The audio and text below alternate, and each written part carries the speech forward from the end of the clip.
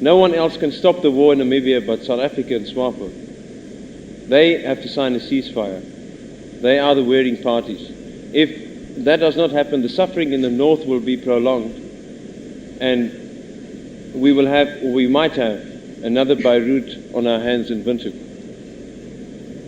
If South Africa does not want to sign a ceasefire with SWAPO, then South Africa must stop claiming that they will do what the majority of the people in Namibia want.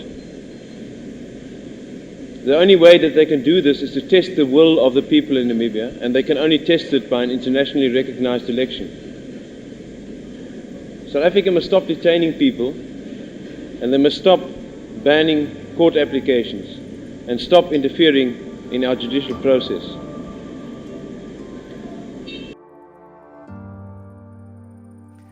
This is a crash course-esque podcast that will dive into the details of local personalities and events that make up our national history. Our first episode focuses on someone whose legacy seems to have become shrouded in Namibian history. Someone who actively participated in the struggle for independence, but also someone whose final days were followed by deep controversy. Today, we are looking at the life and times of liberation icon and slain hero Anton Lubowski. Anton Lubowski almost never was. At birth, there had been many complications with delivery, so the doctor who was responsible for delivering him asked his father whether the child or the mother should be saved. Anton's father, with great confusion, chose to save his wife, Anton's mother.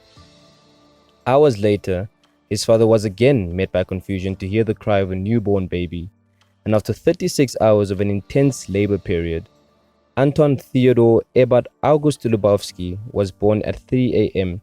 in February of 1952 in Luderitz. He was born to a German-speaking father and an Afrikaans-speaking mother, and was the first boy in the fifth generation of the Lubowski family.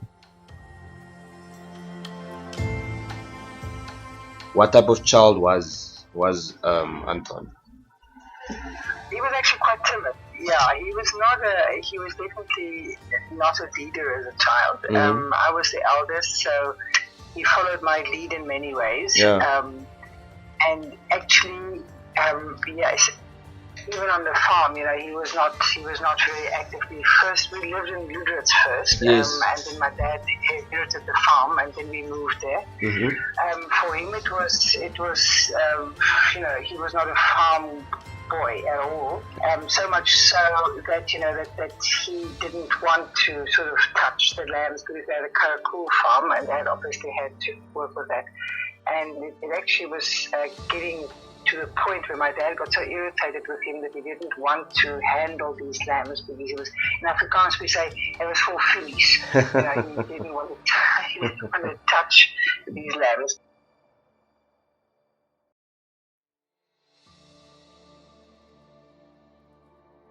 His great-great-grandfather was the illegitimate child of a nobleman and a servant girl, but was later adopted by a Polish nobility who brought up the child out of love. Therefore, his name, Lubowski, means out of love. In Polish, Lubo, from Lubowski, can be translated as out of love, while ski indicates nobility. The illegitimate child's grandson, Theodor Lubowski, who was Anton's grandfather, left Germany in 1912 to look for greener pastures in what was then known as German Southwest Africa. After starting off working for his brother, he eventually opened up a lemonade and soda water factory, which Anton's father later took over. Anton's maternal grandfather, Baron Jacobus van der Merwe, was the third son of a Dutch Reformed missionary in Uppington, a town that would later play host for Anton to showcase his courtroom skills as an advocate. His mother, Jacoba, affectionately known as Molly, grew up quite fond of the arts and culture, engaging in stage, language, ballet, and dance. So Anton had a very balanced set of parents. Molly was a peacemaker and Theodore was a disciplinarian. The balance was even further solidified by his parents being from two different nationalities, one Afrikaans and one German.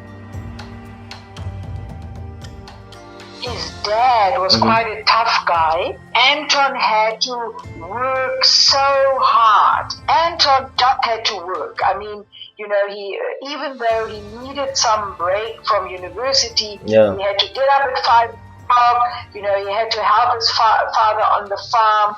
It was relentless, and that's why I think he had this incredible stamina and you know, things to just go on and on and on and on. Because I can remember he would work sometimes until 2, 3 at night, and I think that benefited the Swapo people to such a degree. It's unbelievable how it benefited them. Anton attended his first 2 school years at the Deutsche Schule Lüderitz, where he had to defend his Afrikaans-speaking mother, and the next 5 years at Aus Primary School, where he had to defend his German-speaking father. While finishing his primary school, his father inherited a farm from his uncle and moved the family from Lüderitz. Anton, to his father's dismay, was never a farm boy. His sister Jolene tells me that as a child, he did not portray the hands-on leadership personality that later molded his character. He was an easygoing boy and very timid. He hated the sight of blood and was always scared to touch the newborn karakul lambs on the farm. Apparently, his father once slapped him on the cheek with one of the lambs, shouting, "This is money, this lamb you can't stand." He, however, was always an above-average scholar and very, very organized in that regard. But to echo his sister's words, they say at school he was quite peaceful and just, always trying to avoid confrontation. Lubowski was actually, although he was not a typical human rights activist or defender as such, he contributed quite a lot in respect of the liberation struggle. In 1966, Anton had to adjust to a new setting where he was sent to Paul Roos Gymnasium in the Western Cape. This was done because his parents could not find a suitable high school for him in Namibia. His sister Jolene du Plessis recalls how unhappy that made him, talking about how he sobbed and sobbed the entire road to the school. After high school, which he completed in 1970, Anton went for military service, as was compulsory for young white males at the time. There, he attained the rank of second lieutenant, which he held until 1984, when he was released from service obligations because he was a member of SWAPO, the enemy of the South African apartheid regime. He then went to study law at the University of Stellenbosch, where he excelled brilliantly in his studies. During his time at Stellenbosch, he was known as the guy who always had extra biltong because his mom would send some from the farm. The controversial Max du Preez, a South African author, columnist, journalist, documentary filmmaker, and Anton's university mate, remembers him as someone with a big personality, with an open and friendly nature. Anton also played rugby for Maties, which was Stellenbosch's rugby university team, but he was ultimately more involved in student politics. After Stellenbosch, he went on to graduate with an LLB at the University of Cape Town, the institution his father wanted him to study. There, his liberal views no longer put him into a minority position, and he could meet and exchange opinions with fellow students from a variety of racial groups and with a variety of political backgrounds and experiences. He also solidified his relationship with Gabrielle Schuster there. He and Gabby were childhood friends from Lüderitz, but according to her, he was fascinated at how he could not get her because of his charming nature. Although he had a girlfriend at the time at UCT, he told his mom he knew she was the woman he was going to marry. Well, so Anton and I engaged in a long history of breaking up. Anton wasn't ready to settle down yet. He wanted to try out many things. He had many other girlfriends, but somehow we were always drawn back to each other. And finally, we got married in 1976. And life was very turbulent with Anton. He was always up to things. He had so much energy.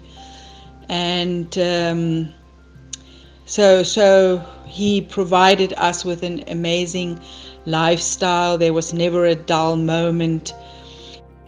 After his studies, he worked as an articled clerk in Windhoek and joined the law firm Lawrence and Bond. This was in 1978. During this time, Gabby was teaching but fell pregnant with their firstborn son. 2 years later, Anton joined the Windhoek bar, where he defended political prisoners and got involved with the Namibian trade union movement as Secretary of Finance and Administration of the National Union of Namibian Workers, NUNW. His daughter Nadia was also born around this time in 1983. Anton was then elected to the Luther's Foundation Regional Committee, where he worked for the economic improvement of the town. It was during this period of his life that he became politically active. In 1979, Lubowski joined the Namibian National Front. This was an alliance of nationalist but moderate parties in Namibia formed in 1977 as a merger of the Namibia National Convention and the Namibia National Council. The year 1978 was an important one for Namibia because in that year, after prolonged negotiations amongst the relevant parties, the United Nations Security Council finally adopted Resolution 435, which provided the blueprint for independence for Namibia. It was also quite an important one for Lubowski because as a lawyer, he came face to face with prisoners who had been tortured because of their pro-SWAPO positions. Even though he was still an NNF member at the time, his father believed he took his first steps towards SWAPO within hours after he had walked into the offices of the law firm where he was instructed to visit a black client in jail. During the next few years, Lubowski worked on a number of cases that involved captured SWAPO prisoners and political detainees, at first hand learning more about and seeing the human face of the movement that was demonized and vilified in Namibia media organs, all of which were obviously either strongly South African inclined or were officially controlled. Slowly but surely, he moved towards a decision to join SWAPO formally. Lubowski is said to have felt that the main difference between the NNF and SWAPO was in the economic sphere. He held that the NNF stood for a mixed economy while SWAPO stood for a socialist economy. His political intentions became clear after he met Sam Nujoma, the president of SWAPO, in Paris and was able to talk with him for 3 days. Lubowski came away convinced that Nujoma and his colleagues were patriots who have seen the failures in Africa at close hand. He saw that they wanted to make a success of an independent Namibia and moreover were committed to human rights and a democratic society. Soon after that, in 1984, he was invited to be a member of an official SWAPO delegation to a peace conference in Lusaka, Zambia. When Anton returned to Windhoek, he publicly then announced that he had joined SWAPO and called on other whites to do the same. Almost immediately, he began to receive a continuous stream of abuse and death threats, which was the price of being regarded as a traitor and member of a quote-unquote terrorist organization by his fellow whites. He raised funds for the organization, and he also kept fund, was like a finance minister for SWAPO. And he also attended various meetings of SWAPO to create also awareness within the country and by extension also outside the country that Namibians need self-determination and independence. Because I can remember he would work sometimes until 2, 3 at night, and I think that benefited the SWAPO people to such a degree. It's unbelievable how it benefited them. That's how they thanked us by just dropping us like hot potatoes and not even, my children did not get a cent from them, and that's not even the worst. The emotional support, was non-existent. And that was took almost our life force or our breath away. That human beings can be so callous, and that, like I said, that was the biggest shock. I didn't like how he was handled really by perhaps SWAPO or the government or thereof in the beginning, but his former wife, Gabby Lubowski, told me a story of her cousin being offered a lift by Anton once, but she refused because she was scared her husband would lose his job. Similarly, his children, like him, also faced being ostracized by society. As a child, Anton was ostracized because of his Jewish and communist-sounding surname. His children were ostracized because their white father was a traitor. Of course, the attention of the agents and the police state focused on him as well. By the end of 1985, he had already been detained 3 times, and there were more detentions to come. Aside from his assassination, Anton is most famously remembered by the 1985 Uppington 25 trial, where his passion for human rights peaked. Here, he exhibited his caring and big-hearted nature when he and Andrea Dubois defended 25 blacks found guilty of murdering a black policeman. Justice Beke was one of the accused and fondly remembers Anton as one of their own. In an interview with the Independent's John Carlin, he said, and I quote, "He was one of us. He and we were one. We called him number 26 as if he were the 26th accused. He was so much more than just our lawyer." There was a place in an Uppington court, a consulting room where the lawyers met with their clients, but he did not want to meet with us there. He wanted to meet with us in our environment. So he came down to our cells to talk to us. He said he was more comfortable there. He was our comrade. We never witnessed his whiteness, that he was an Afrikaner. Never. Anton would join in our freedom songs and he would know the words in Xhosa and Zulu. He sang and danced with us as we did. After the death sentences were announced, he came down to the holding cells with us and he was crying. We were the ones consoling him. End quote. This probably roused the ire of the authorities as much as anything else, because a mobilized black workforce would pose a massive threat to the apartheid state. Lubowski's involvement with the Uppington 25 case and the unions undoubtedly gave momentum to the authorities' decision to detain him in such harrowing conditions. A strong motive in Lubowski's work for SWAPO was his concern that fellow white Namibians should come to understand that SWAPO was not composed of a band of demons and bloodthirsty terrorists, but was rather a nationalist movement that, amongst other concerns, whites would be welcome as citizens. To this end, he was instrumental in arranging a number of meetings between SWAPO leaders and various white individuals and groups. Because most of the SWAPO leaders were in exile, these meetings all took place on foreign soil. Before 1989, he had no official party position in SWAPO, but he frequently made public statements on their behalf. He initiated the NAM Law Project, which was a legal research organization to draft legalization for Namibia after independence. He initiated the NAM Law Project, a legal research organization to draft legislation for Namibia after independence. Lubowski received the Austrian Bruno Kreisky Prize for achievements in human rights. As a SWAPO activist, he was detained 6 times by the South African authorities. In 1989, he became Deputy Secretary for Finance and Administration in the SWAPO Election Directorate. Shortly before this, he was elected into the SWAPO Central Committee. When the United Nations Security Council Resolution 435 was finally implemented and the independence process began on 1st April 1989, Lubowski was heavily involved in the election campaign.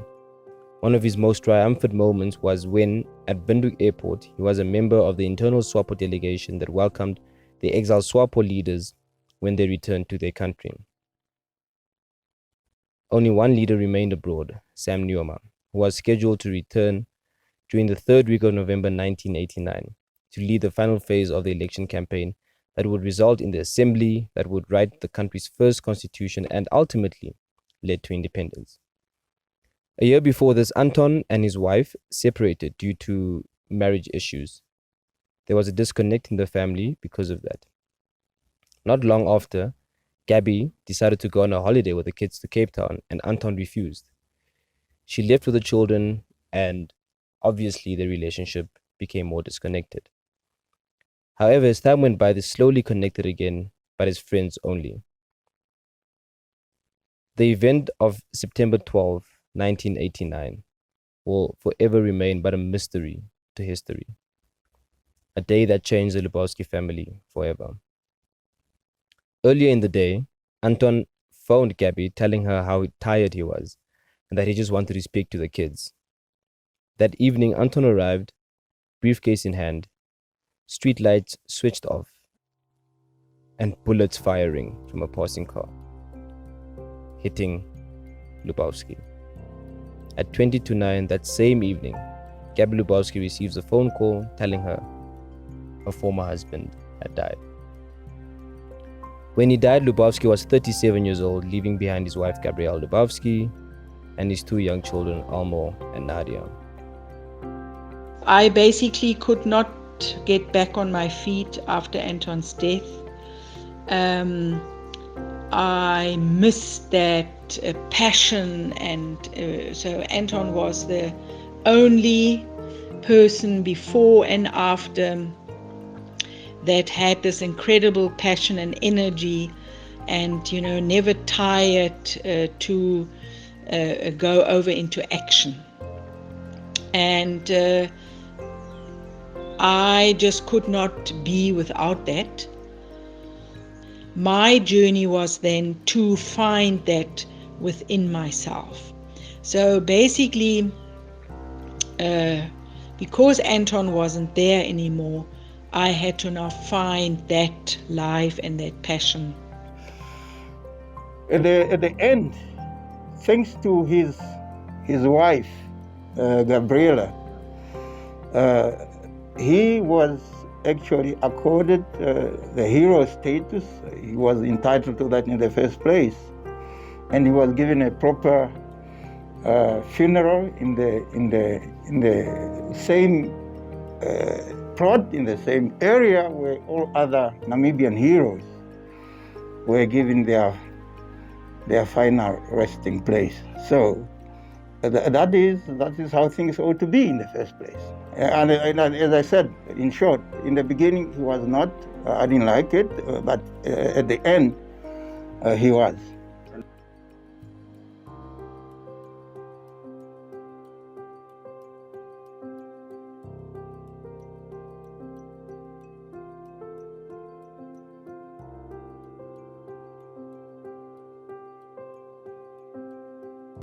On June 23rd, 1994, Judge Harold Levy, sitting in the High Court of Namibia, found that Lubowski had been shot dead by Donald Atchison, an Irish national.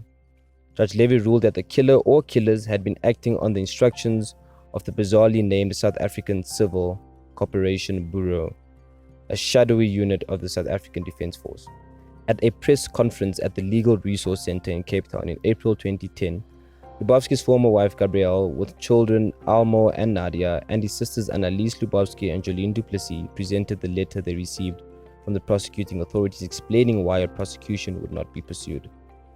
Deputy National Director of Public Prosecution Chris Macadam wrote to LRC attorney Steve Kahanovitz, and I quote, "In light of the Constitutional Court ruling in S versus Wouter Basson, the South African court would only have jurisdiction in the events of having him killed as a consequence of a conspiracy formulated in South Africa. The South African court could adjudicate the matter on a charge of conspiracy but not murder." End quote. The crimes of a conspiracy to commit murder and accessory after the fact had become prescribed after 20 years. Unlike murder, he said. Macadam said the abscondent murder suspect Donald Atchison told Namibian authorities he was recruited by the apartheid government's CCB to commit violence in Namibia but denied killing Lubowski. To the family, it appeared that the current administration, which was SWAPO at the time, had no political will to resolve what had been labeled an apartheid government crime. The family said that a sinister motive was believable considering the death threats they received and police dockets that disappeared over the years. The Institute for Justice and Reconciliation, which had been assisting them, also hit a brick wall, and when it tried to facilitate talks with Apartheid South Africa Defence Force, which had been assisting them, also hit a brick wall when it tried to facilitate talks with Apartheid South Africa's Defence Minister Mangus Malan. But the circumstances of his death have raised some controversial claims that he was a South African spy, a stooge of the apartheid regime, a secret agent. Such claims, however, were quelled in various books and publications that came out after his death. His former wife, Gabrielle, had been seeking justice for Anton since his death.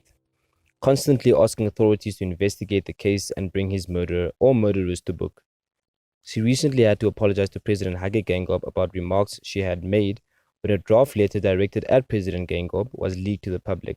In the leaked letter, she alleged that Geingob had admitted guilt over Anton's murder, citing a press statement allegedly released by the president in 1919, in which the president is said to have written, and I quote, "It proves that we have spies in SWAPO," end quote. In response to alleged horrendous lie about Anton by the then South African Defense Minister Mangus Malan, the Prosecutor General Martha Imalwa had told the Namibian in 2014 that the available evidence was not sufficient to successfully prosecute the people suspected of having been involved in killing Anton Lubowski. The other shock was what had actually happened, so that the exiled SWAPO leaders as well as the ANC leaders, plus the people that were in government at the time, basically all of them were in a way responsible for Anton being killed, but I will tell the whole story in my second book, which will be released towards the end of the year. So never has there been such a big loss for me and also for our children, and what we question and what everybody else, every single person I've come in contact with has questioned why the SWAPO leadership has reacted towards us the way they did after Anton's death, that we were not taken into the fold, we were not supported, we were completely dropped like a hot potato, totally rejected. And that was another big shock that we had to work through in our lives. But like I said, slowly, we are getting up and are able to continue with our lives and keep his legacy and his memory alive. When I spoke to Gabby about Anton, she told me, and I quote, "Anton was my life. At the moment of his brutal killing, I was the most vulnerable in my development as a human, and our relationship was at its most vulnerable.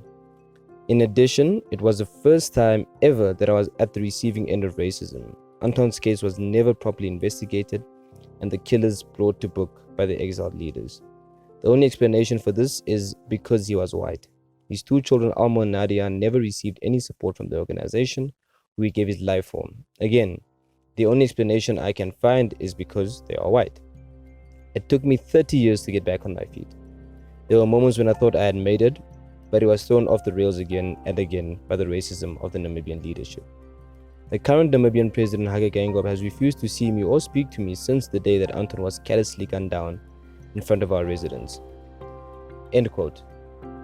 Anton was the first white person to be buried in the graveyard in Katutura, the black working-class township of Windhoek. His remains were later moved to Heroes Acre in 2015. His legacy has since been honored with street names in South Africa and Namibia, the Anton Lubowski Educational Trust, and the annual Anton Lubowski Memorial Lecture hosted by the University of Stellenbosch. As a white person in a black country which was controlled by apartheid South Africa, he played a great role in informing the international community that it's not only the black people that were oppressed by the regime, apartheid regime in this country, but there were also other people, in this case white people, also perceived the same. And that really helped to generate appropriate consciousness that indeed the people of Namibia were oppressed and they were entitled to freedom, independence as soon as possible. So he played a very great role in that regard. I remember he was part of a group of mainly white people, if not exclusively white Namibians, called Namibia Peace Plan 435. They traveled around the world in order to preach the message of peace and independence by the implementation of Resolution 435, which was eventually implemented. So Mr. Lubowski, Advocate Lubowski, must really get credit for that as well. Anton Lubowski was a white local Namibian that decided to be right and just at a time when he wasn't fashionable. Anton Lubowski was a compassionate human being that cared for the rights and freedoms of others and his country. Anton Lubowski was a hero. Anton Lubowski was a father. He was a family guy, and above all of this, Anton Lubowski was a man. There you have it, the first episode of Your History brought to you by the Namibian newspaper. My name is John Colin Namene. Until next time. Let us forget the past, however, and let us look in the future, and let us stop the war, and let us have economic prosperity, social justice, and peace.